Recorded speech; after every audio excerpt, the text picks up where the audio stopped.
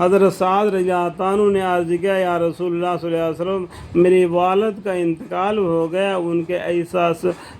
ایصال ثواب کے لیے کون سا صدقہ زیادہ افضل ہے؟ حضور اقدس صلی اللہ علیہ وسلم نے فرمایا کہ پانی سب سے افضل ہے۔ اس پر حضرت سعد رضی اللہ عنہ نے اپنے والد کے ثواب کے لیے ایک کنواں کھدوا دیا۔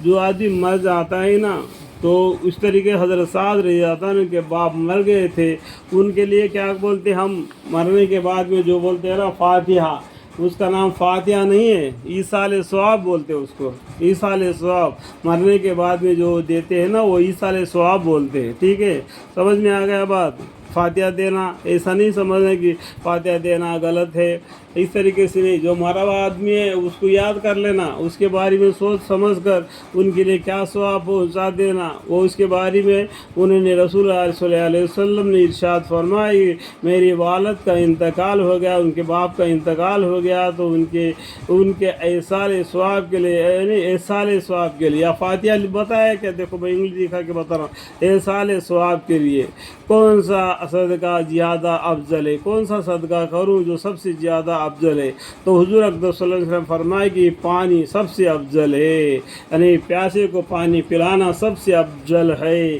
اس پر حضرت سعد رضی اللہ عنہ نے اپنے والد کے ثواب کے لیے کنواں کھدوا دیا، تو تاکہ جو بھی راہ چلنے والا ان کنویں سے اپنا پیاس بجھا لے۔ اگر کوئی چڑیا کبوتر بھی وہاں پر پانی پی لے اس کا ثواب ایصال ثواب ان کے والد کو پہنچتے رہے گا۔ ایک مرتبہ پیغمبر صلی اللہ علیہ وسلم کے زیارت نیند خواب میں ان کے بیوی پہلے حضرت خدیجہ رضی اللہ عنہ نے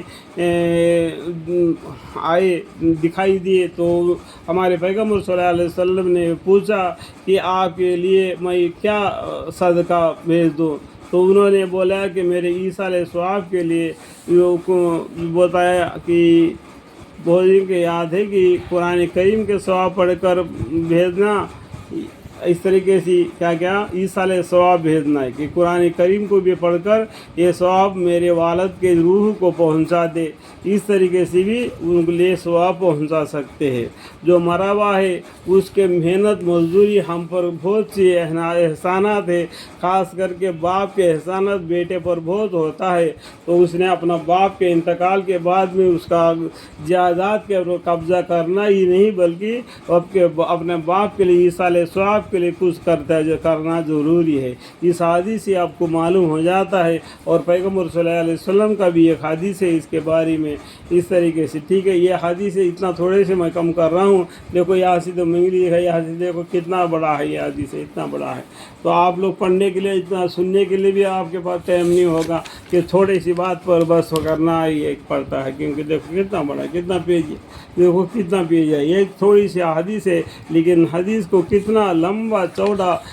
بتلایا گیا، یہاں تک ختم ہو گیا اس حدیث کو دیکھنے گیا تو حدیث تو چھوٹا ہے، اس کے تصویر بہت بڑا ہے، تو حدیث لمبی چوڑی ہو جائے گی۔ اگر 2 منٹ سے زیادہ ہو جائے گا تو آج کل آدمی کو اتنا وقت نہیں کہ وہ حدیث کو سنے، ٹھیک ہے؟